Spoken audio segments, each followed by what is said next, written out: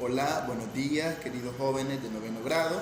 Es un placer para mí compartir nuevamente con ustedes esta temática de la materia de lenguaje y literatura. Seguimos avanzando con el desarrollo de los contenidos. Llegamos a la parte de analizar lo que va a ser los elementos del drama griego. Eso es el tema que tenemos para el día de ahora, los elementos del drama griego. Ya pasando de todo lo que hemos venido desarrollando, llegamos a esta parte de aquí. Vamos a poner por este sector el tema, ¿verdad?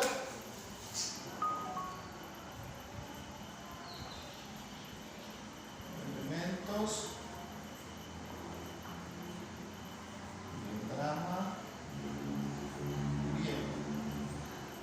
Ese sería nuestro tema. Los elementos del drama griego. Ahí, ¿qué es lo que vamos a analizar? Como ya estamos iniciando, ¿verdad?, con el desarrollo de los temas, la vez pasada estuvimos viendo un poquito acerca de qué iba a tratar la unidad y llegamos a la conclusión de que íbamos a hablar de temas con respecto a estos elementos, ¿verdad?, de tratar sobre el género que se conoce como la tragedia griega. Entonces, partiendo de ello, hay que hablar un poquito acerca de qué va a ser la tragedia griega, en nuestro primer tema, ¿verdad? Nos dice el contenido que la tragedia griega tiene ciertos temas de los cuales se basa, en los cuales habla. Dice, los autores de tragedias griegas no inventan historias o personajes. Los hechos que representan ya eran conocidos por los espectadores. ¿Qué quiere decir? Fíjense que en la antigüedad clásica, estamos hablando de Grecia, ellos pues tenían su sistema religioso, su sistema de creencias, ¿verdad? Tenían su mitología, lo que nosotros hoy conocemos como mitología griega.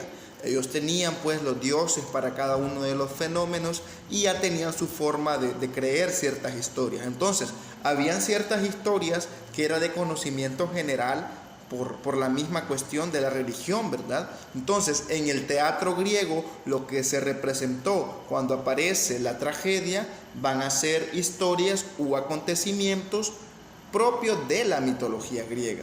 Eso es lo que ellos representan. Entonces, aquel teatro no va a inventar historias, no va a inventar personajes, sino que ya existían. Es como que usted represente, por ejemplo, una cuestión bíblica, ¿verdad? Un acontecimiento bíblico. No tiene que inventar personajes, simplemente apegarse a lo que ya está hecho. Así trabajaban ellos. Los tres autores más representativos de la tragedia griega van a ser Eurípides, Sófocles y Esquilo. Esos son los tres representantes de la tragedia griega. Es importante que conozcan esto y que lo tengan muy en cuenta. Después tenemos que analizar un poco acerca de los elementos que tiene este espectáculo, ¿verdad? Los elementos del teatro griego. Dice que el espectáculo se realizaba al aire libre, así como lo vimos en el tema anterior, las partes del teatro griego, cómo se manifestaba, cómo pudimos ver en ese momento, en esa ocasión, cómo el teatro era. No es muy parecido a como está ahora, ha tenido sus modificaciones. El teatro, recordamos en aquel momento que había pues en una colina una serie de escaleras, ¿verdad?, donde se sentaban las personas. Y el lugar donde se representaba la obra teatral era un círculo de tierra abajo y ahí miraban y ahí se representaban las acciones. Entonces era al aire libre en un primer momento. Siempre la gradería iba a estar sobre la zona baja de una colina, donde inicia una montaña, donde inicia una colina, su elevación. Ahí iba a ser, ¿verdad? Lo que nos dice por acá. Dice también algo muy importante, dice, el espectáculo se realiza al aire libre y se valía de recursos para visualizar a los actores, entre estos el coturno, calzado especial que daba estatura a los personajes y máscaras, dice, que ampliaban la expresión y servían como amplificadores de la voz. Esta inventiva se le atribuye a Esquilo. Esto es muy importante. Imagínense que como un estadio, ¿verdad? Más o menos así ha quedado la forma como era el teatro griego. En un estadio usted está en la gradería, va a ver allá a lo largo el jugador, ¿verdad? Entonces va a ser bien difícil que usted pueda escuchar, por ejemplo, qué es lo que están diciendo o qué es lo que están haciendo. Por eso es que ellos utilizaban esas máscaras para representar el sentimiento, para representar cómo estaban los personajes. Y esa máscara les servía de cierta manera para que su voz se amplificara. Para eso les servía también. Además de eso, utilizaban pues algo que se le llamaba coturno, que era un tipo de calzado especial que les servía para verse un poco más altos. Todo esto buscando pues de que los espectadores pudieran ver las expresiones y pudieran escuchar de qué estaban hablando. Por lo tanto, en ese tipo de teatro no había micrófonos, ¿verdad? Les tocaba pues a pura voz. Tenían que saber cómo elevar su voz para que lograran escucharles todos los espectadores. Y eso era muy importante para el actor, ¿verdad? Quien representaba esa obra. Después tenemos por acá que se desarrollaban trucos escénicos con plataformas móviles o máquinas que servían para hacer volar a los dioses y héroes y permitir en los momentos culminantes de la acción que los dioses aparecieran en lugares elevados. Tenían ellos sus efectos especiales, ¿verdad? Tenían sus maquinitas, tenían sus plataformas que elevaban de repente y así representaban, por ejemplo, que un dios estaba volando, el que estaba actuando como tal dios, ¿verdad? O que un héroe, ¿verdad?, estaba cometiendo ahí una hazaña. Entonces tenían ellos sus efectos especiales. Vemos entonces que el teatro griego no era tan minúsculo, ¿verdad? No era tan sencillo, era bien complejo para la poca limitación que ellos tenían, ¿verdad?, en el aspecto de recursos. No como ahora, ¿verdad?, que tienen luces, que tienen sonidos y tantas cosas. Ellos tenían más limitación, pero esa limitación no les impidió pues manifestar con excelencia lo que fue su teatro. Bien, también en el espectáculo teatral intervienen algunos elementos que son muy importantes. Los vamos a poner por aquí.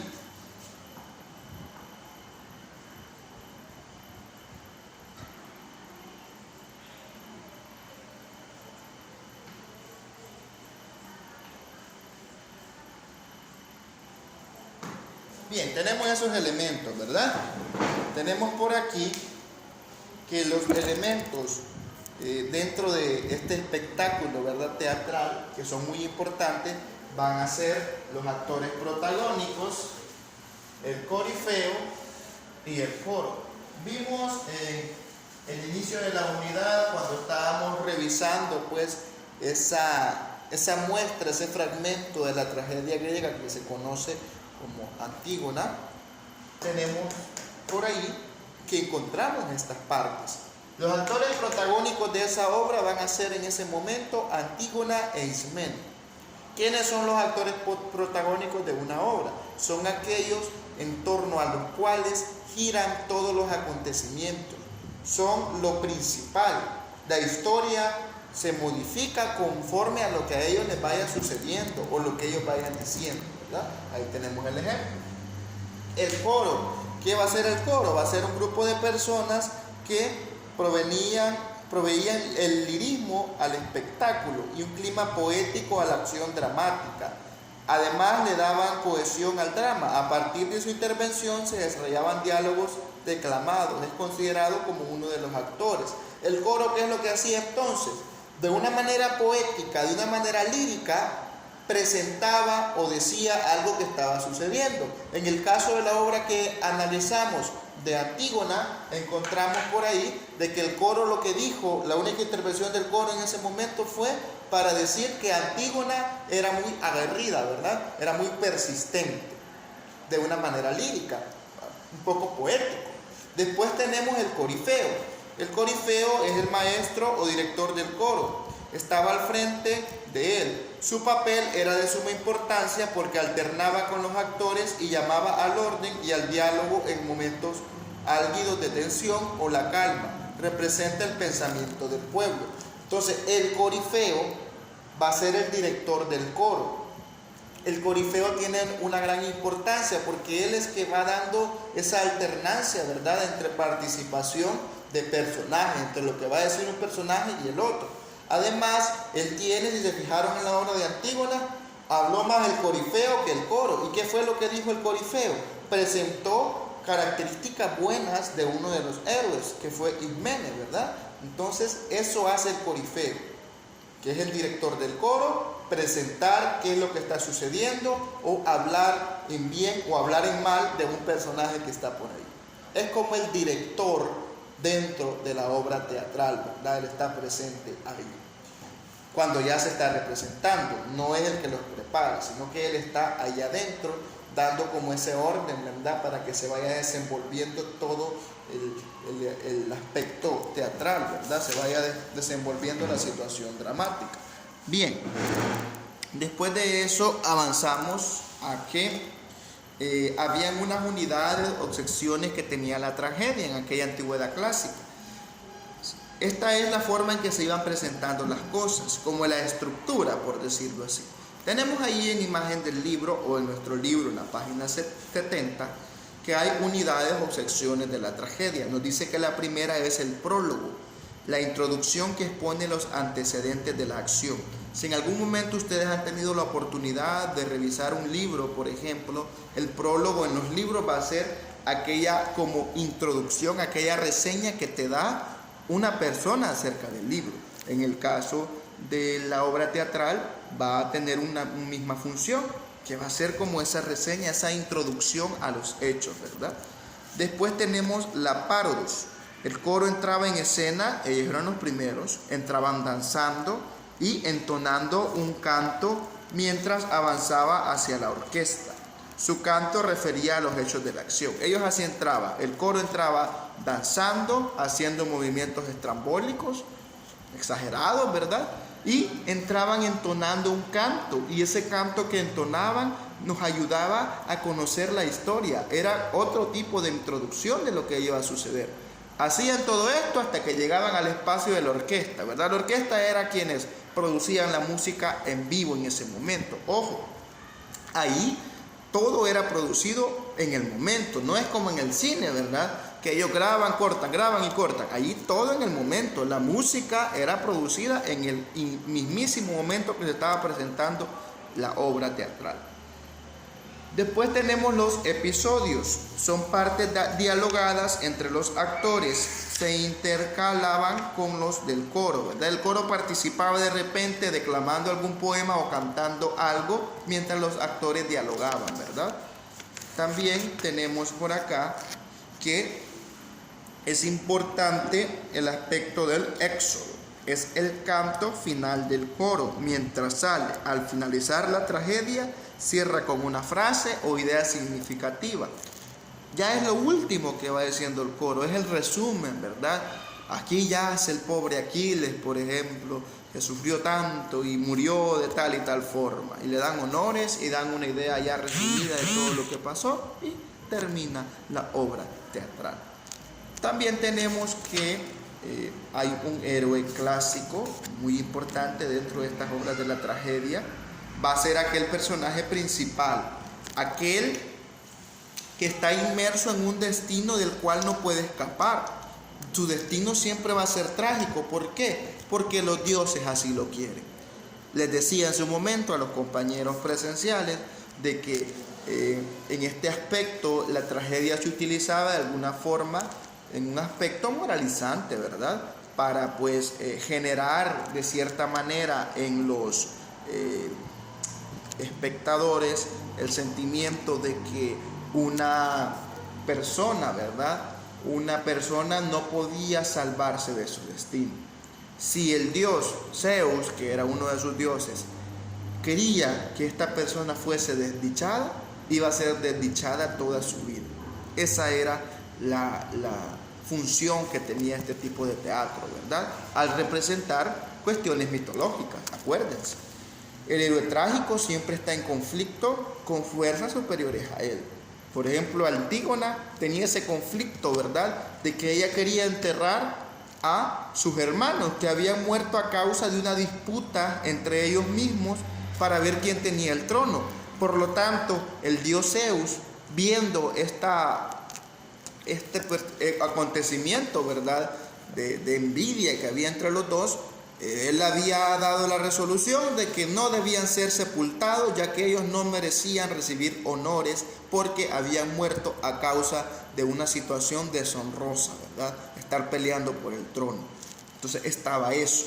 Y Antígona está luchando no solo contra la ley, ¿verdad? Contra el representante de la ley, que en este caso era su tío Creonte, sino que con una fuerza mucho más superior que ella, que en este caso va a ser el dios Zeus. Entonces ella estaba cuestionando una decisión de un dios y estaba cuestionando una decisión de un líder político. Entonces el héroe está luchando contra fuerzas que no va a poder ganar, ¿verdad? Y así vimos entonces cómo se ve que el hombre, que la persona humana es minúscula, es limitada, ¿verdad? Eso querían dar a entender, que nunca iban a poder superar la fuerza de sus dioses. Eso querían dar a entender.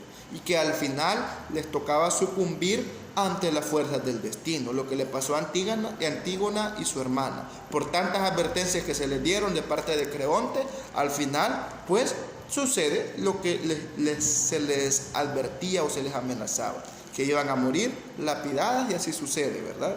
Eso pasa. Tenemos también por acá otro aspecto importante, que el héroe, el antihéroe y la fuerza del destino.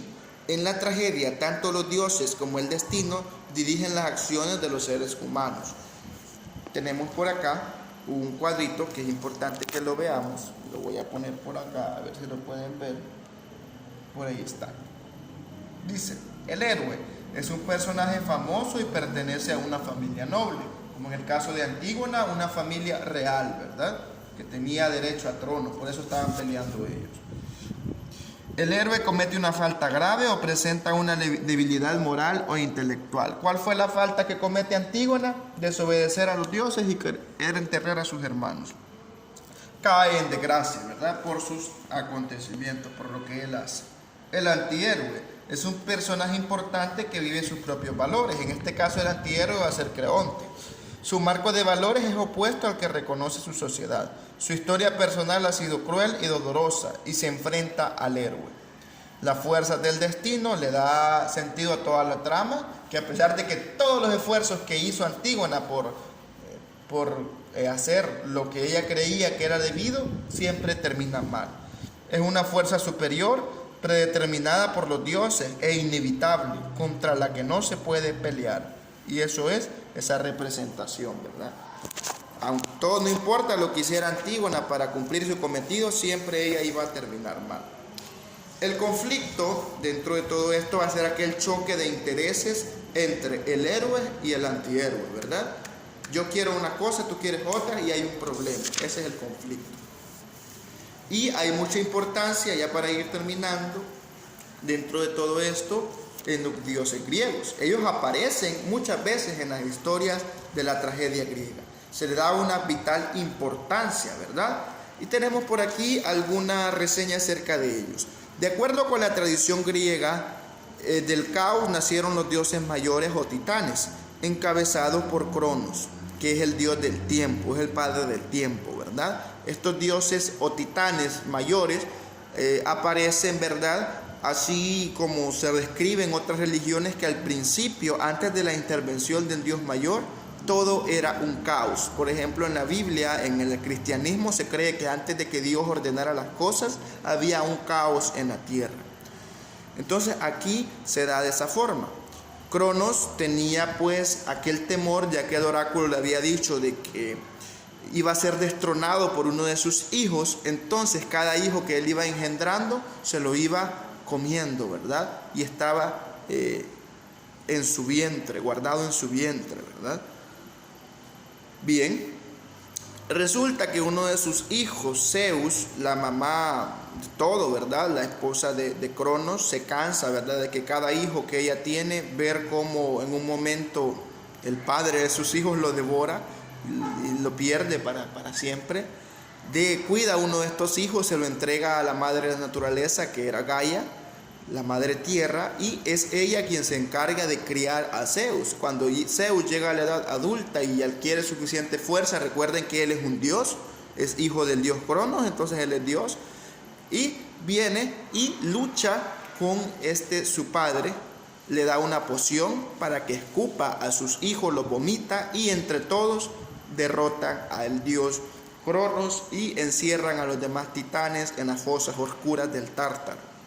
Y ahí están ellos guardados. Y Zeus con sus hermanos se reparten el dominio del mundo, ¿verdad? Zeus se queda con el Olimpo, Hades se queda con el inframundo y Poseidón se queda con el mar respectivamente. Las demás hermanas que tenían no les dieron un dominio así como de algo en específico, ¿verdad? Bien, los hermanos e hijos de Zeus van a ser los principales dioses griegos. Todos los que llenan el Olimpo en algún momento Zeus los engendró, ¿verdad? O lo engendró alguno de sus hermanos. Zeus engendrando con sus hermanas, ¿verdad? Y sus hermanos engendrando con las hermanas también. De ahí aparecen los dioses y llenan el Olimpo, que son los dioses principales, ¿verdad? Ya las mezclas entre Zeus y algún humano, ¿verdad? Son semidioses, ya son dioses menos importantes. En el caso de Hércules, un personaje que conocemos mucho debido a las representaciones que hay en el cine acerca de él para niños, ¿verdad? Hércules es el nombre que tiene, es uno de los héroes griegos más famosos. Él es un semidios, hijo de Zeus con una mortal, ¿verdad? Semidios, no es completamente Dios. Los principales dioses van a ser los siguientes. Los hermanos de Zeus son Hera, hermana y esposa de Zeus, protege el matrimonio. Poseidón, que es el dios del mar y de los terremotos, es hermano de Zeus. Hades, que es el dios del mundo de los muertos, hermano de Zeus. Deméter es la diosa de la fertilidad, la agricultura y las estaciones, es hermana de Zeus y ella pues tiene un hijo con Hades.